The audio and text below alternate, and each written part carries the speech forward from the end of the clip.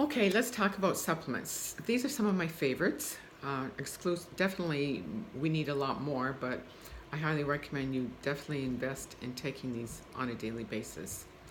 Vitamin D3, known as the sunshine vitamin, they did studies with black women in North America, those living in Chicago and those living in Florida, and there was a higher incidence of breast cancer in those living in Chicago. Why? Not as much sunshine. Unfortunately, we douse our bodies with sunscreen in the summertime, preventing our body's ability to absorb the vitamin D3. So really be careful with what kind of sunscreens you do put on your body. I suggest you go to ewg.org to look at the toxic ingredients and the safe ones. Not to be forgotten is your iodine. The best source of iodine is in seaweed.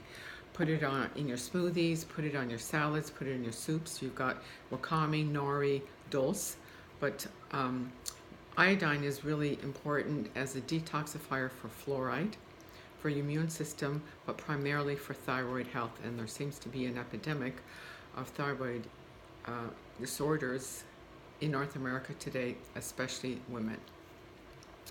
Vitamin B12 is if you suffer from low energy, fatigue, if you have adrenal issues, you are probably low in B12. Now B12 comes in a variety of forms. You can take B12 supplements, but if you don't have the B12 intrinsic factor, you won't be absorbing it, and the only way to determine that is through a blood test.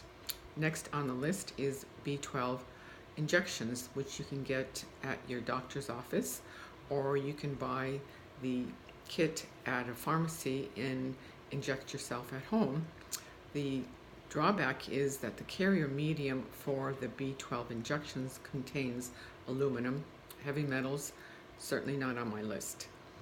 Also, the easiest form, which I take, is B12 patches, and you get 8 patches on a sticky. You peel one off and you put it at the side of your neck. You keep it on for 24 hours and you will definitely absorb your B12, whether you have the B12 intrinsic factor or not.